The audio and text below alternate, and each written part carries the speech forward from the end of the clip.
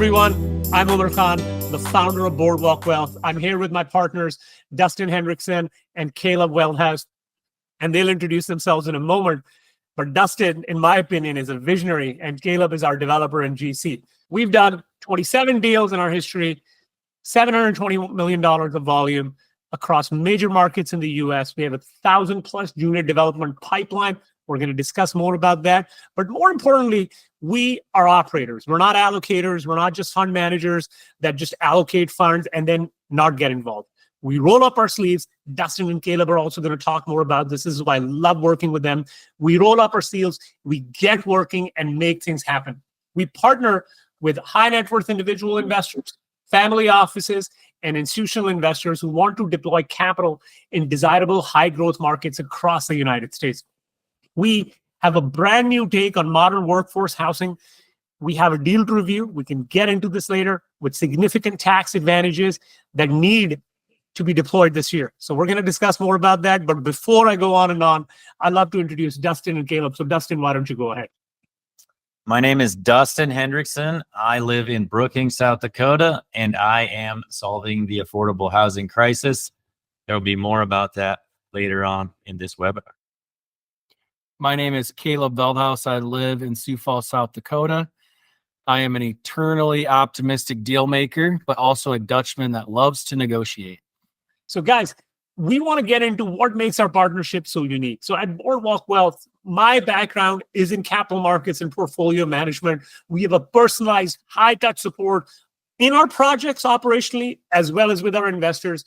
We're highly efficient. We are expert at mitigating risks. This is why we were able to avoid a lot of the carnage that has afflicted operators, sponsors, and developers in the last few years. And that's primarily done through sound, conservative investments. So think of our company basically both on the capital market side and operation side as a risk management exercise. Dustin, why don't you tell us about your uniques and what makes this so compelling? Well, like Omar said, I'm the designer and the visionary, and my 5 uniques are I design a modern exterior that makes it feel like an A-class apartment, but it's a similar cost to workforce housing. There's no surprises in the construction budget. We use copy and paste design so that we are putting buildings across the land site rather than designing individual buildings for each piece of land that we do. We have an efficient design. Most of our buildable square foot is rentable. We don't have any elevators. We have very few common spaces. We try to eliminate all the hallways. We have large windows and a Scandinavian interior design to make the spaces feel bigger. Our 600 square foot one bedroom feels the same as a standard 700 to 750 square foot one bedroom that most developers build. We use that light white on white palette, raw wood. It's Instagrammable interior. So we attract a young professional that, they're always taking selfies. They always got to look good. This is a huge benefit. Most investors don't realize how big of a benefit this is. This attracts one of the best renters, one of the best tenants. We're unique. We're the general contractor, but we also are the developer. And we're developers in a lot of different projects that we've been involved in. So that allows us to know more than just the construction phase. So we find land that is off market because we're also licensed real estate brokers. We perform the due diligence on the entire project. We're working on the energy code during that time frame to understand all the tax credits and communicate that with the construction team while they're doing the actual construction. We negotiate debt and we sign the debt. We also have really hands-on project managers in the construction side that work alongside everybody in the field.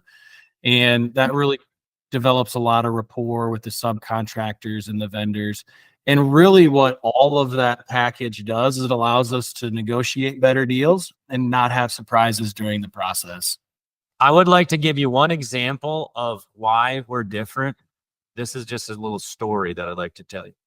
So we met with our property manager about a year ago, and the property manager was worried that we would not lease up our buildings if we didn't have garages. So he said, can we look at putting some garages on there? And I was like, no, we have space where we can build a garage if it becomes an issue.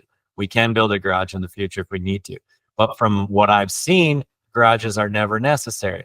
Now, the banks question me on it. The property managers question me on it. The investors question me on it. But the tenants do not care about a garage because most units, other units that we're competing with have a garage, so they could go there if they wanted the garage. Omar ran the numbers quick in his head and he's like, we're only going to get that much rent for that much cost. He's like, no, if Dustin says we can put in a garage later, let's just wait. And if we need the garage later, we'll put it in. And that is an example of everybody putting the garages in the plans only because they think they need to, not because it's been proven that they don't have to put them in, only because everyone has always done it that way. So we must have to do it that way. And the detached garage is one of the lowest return investments on the entire property. And it's very expensive. So we've cut all those detached garages out. We have zero issue with renting the property. And now the property manager says, yeah, don't worry about putting the garage up. So guys, let's get into the core structure of this transaction we want to discuss. Jefferson Reserve 2. Now, why don't you tell us a bit about the story, Dustin and Caleb, how we source this? I know it's in an opportunity zone that's very attractive, all the tax rates, all the elements. And then we can kind of talk about the model we have with this reserve style modern workforce housing and how it's really accretive for investors, even in today's high interest rate environment. So yeah, me and Caleb always look at the properties together, the pieces of raw land that we want. He takes over and works through the process, and he can talk to you about that. But I like this because it's right across the street from a Starbucks, and Starbucks does the best due diligence of almost any chain. It's right adjacent to the school. So it's the backyard butts right into the school parking lot. So it's Jefferson High School, brand new high school, the nicest high school in town's right there. They're building 2 more schools, so you'll have K through 12 within 2 blocks of this apartment. There's also a nice park system with trails intertwining through these schools. The Anytime Fitness across the street, which we are partnering with, is the second fastest growing Anytime Fitness. And that says quite a bit about the growth of the area. All the roads are brand new. The infrastructure is brand new. And people just generally like to live in these brand new neighborhoods. It's extremely safe. There's other education opportunities around like Southeast Tech, the USD satellite campus, and also the Amazon is just a stone's throw to the north. So it's a very up and coming neighborhood, and there's a lot of jobs. And so it's perfect for a modern workforce housing development. Dustin, that's really good. Caleb, I know you really leverage your relationships hard generally, but specifically over here, this was not necessarily marketed as multifamily land, but you really figured out what to do about it. So I don't want to get the story wrong. Why don't you tell us how you were able to do this, how you led into your relationships, and why it's created so much value? Yeah, this land was actually, it's near some office, very light industrial next to the school. It's by some retail. So it has multiple land uses. And where it was sitting is 6.7 acres, I believe. And where it was sitting was just, it wasn't really being marketed as multifamily. So when Dustin and I drove by it, we kind of got to feel like this would work really well. Just the way the land was, kind of the elevations was changing down to the school and looking over that parcel. So we got excited about it. And then it turns out I'm part of a breakfast group with a bunch of dads where my kids go to school. And I found out the next day, one of the owners of that parcel that we were looking at for this Jefferson project was in my breakfast group. And so, we started talking and kind of went back and forth, and that really sped up the process and sped up the negotiations on how this could work. And he provided me with a lot of information that I didn't have to go and find. And so just that connection allowed us to move swiftly and understand exactly what we needed to do on that site. So shortly thereafter, we put it under contract. We had a shorter due diligence period, which they really wanted, but we felt comfortable with it because we had so much initial information before we even signed the purchase agreement. So that was able to lead us right into being able to start the phase 1 of this project last fall, and then wrap that up and move into starting this project this year yet. Wonderful. And guys, as we all know, this real estate is all about relationships. And in a high growth, high powered market like Sioux Falls, which I mean is growing even faster than where I live, Dallas, that just speaks volume that Caleb and Dustin have such deep relationships. Now, just to give you a few examples of from my financial basically background, what really compelled me about this. And we're going to get into the model of this modern workforce housing reserve style model, as we like to call it. But the biggest thing over here is that, as you can see, we are all owner operators. We roll up our sleeves. We're not allocators just or fund managers. Nothing wrong with that. But we like to be involved close to the action. And similarly, how Caleb and Dustin are sniffing out these opportunities in terms of the management, that's what Boardwalk Wealth and our team also does in collaboration with Caleb and Dustin's team, because we want to be close to the action. We want to make sure we understand every single thing. We're systematic and we're complementary to our partner skill set. Now, Caleb, do you want to explain how we basically, and Dustin, how we basically start this whole reserve style model? What is the genesis of this? Because when I tell a lot of people, I can bore them in detail, but a lot of my financial friends, I tell them straight up. But think about it this way. Cash generation is quicker because we're delivering first units 8 to 10 months. We deliver the entire project, and we've done this on multiple projects, 14 to 16 months. And right now we've averaged 90 to 95% occupancy in 15 to 17 months from the day we start construction. That is practically unheard of. This is why our return on costs is high sevens, touching 8%. Now, a lot of these are financial metrics that financial people are more attuned to. But Dustin, Caleb, like, how did you guys basically innovate this design product? And what was the evolution of how we went from where we were, like, 6, 7-story elevator product, to what we are doing right now? Because what we are doing right now, I believe, is very powerful. Yeah, I can take the lead on this. I have been developing a very similar model for about 20 years in a college town where I would find little infill spaces. When I met Omar's, when we started scaling, when we first started scaling, I thought, hey, we just need to build these big, huge buildings. And I quickly learned that my old plan was much more efficient, and we needed to go back to that same model, but just build at a bigger scale. So we started doing 12, 14, 24 plex units, and you can build one of those and do a phased approach. And every 6 weeks to 12 weeks, you get a new building coming online. 6 weeks for the 12 plex model, 12 or 14 plex. 12 weeks for the 36 to 24 unit buildings. But these buildings become online in a phased approach, super efficient. Also, the efficiency of everything we do, the smaller footprints, the copy and paste design, we're not getting nearly as many engineers and architects involved. The civil designer comes in, and he's the one that does most of the engineering, just making sure they line up with the site. This is very, very good on all the people that work on it, from all the people on site, all the subcontractors that are working, to the punch out crew, to the property management. So everyone's not on top of each other. You get your building done, you move to the next one, move to the next one. And this reduces the stress on everyone involved. It gets cash flows coming in the door quicker. And we just have a tendency towards efficiency throughout the entire process. Just like Caleb's an amazing negotiator. He's the best negotiator I know. And so when I see some of the contracts that he gets, I'm pretty amazed. It's awesome for the project, for the bottom line. The other thing is the efficiencies of like where we build these. So we build in a suburban setting more than an urban core.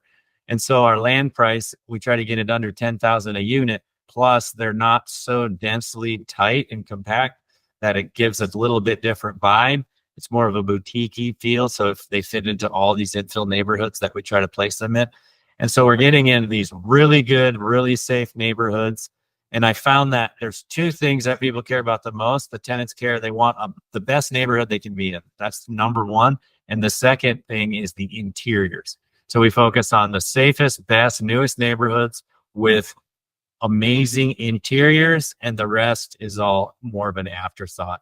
And we try to eliminate most of those amenities like pools, dog parks, all that kind of stuff. where we'd rather be next to a dog park or next to a park where a dog can run around in versus building our own dog park that we now have to maintain. So those are just some of the. And Caleb, can you point out basically, look, when I tell this to a lot of my contacts, I mean, it's a lot of times they have to see it to believe it. And the ones that see it have become longtime investors. But within the context of this model, our hard costs of construction are anywhere from low to high 130,000 a unit. And can you kind of talk about how that has come down from the mid to high 140,000 a unit when we started a few years ago to today? Like, what steps did you take? What happened? Because oftentimes when I tell people, they can't believe it. And then we show them our numbers, we show them what they've done, and they're just flabbergasted at how much more efficient you are. Yeah, I think one of the main things is the market can make you do things and make you work on things that you weren't necessarily working on before. When rents are high and interest rates are low, everything pencils and everything works. Well, as those things change, or as the market can change, when debt gets more expensive, the cost of capital gets more expensive, you have to look at how are we going to make things work. And I think that's really that's part of the genesis here, at least lately. And, the very first one that we've modeled this after that Dustin had in Brookings is a little bit different than what we have built today, because we keep doing new iterations. And, we've enclosed the hallways. We have been able to add some units on the bottom level with some entrances that are specifically to the exterior based on some local code.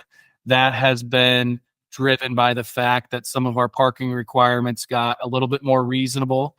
So then we were able to maximize our land use for the price of the units by being able to add some units here and there.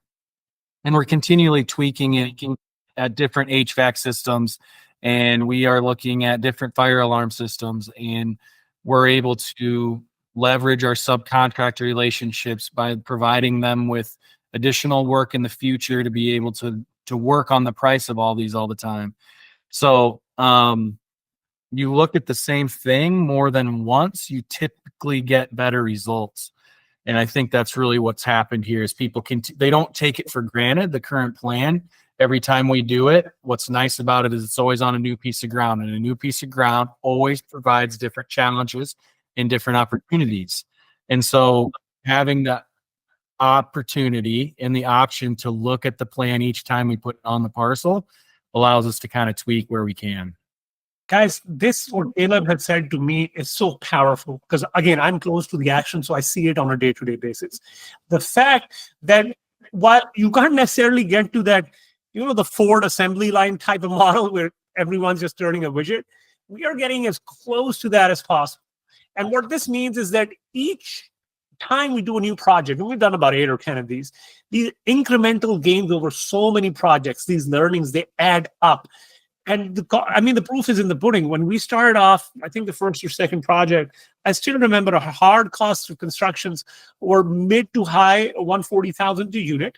And now, depending on the project, they're between mid to high 130,000 unit. That is a material decrease. And especially in today's world where costs have escalated, interest rates have gone up, each dollar that is more efficiently spent has a multiplier effect.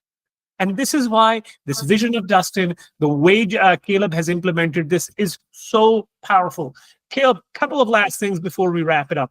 Do you want to tell us more about the tax credit angle, why this is so accretive for investors, and how you were able to go through this process to get everything? Yeah, there is a couple different tax credits available to multifamily developers, and some of those are available for the reserve model and some are not. But the main one is the 45L tax credit that provides a dollar for dollar reduction in tax liability if you build to a certain energy code level. And so we work alongside of the actual rater. You have to have a third party rate the building to meet the energy requirements and publish those in order to get the tax credit.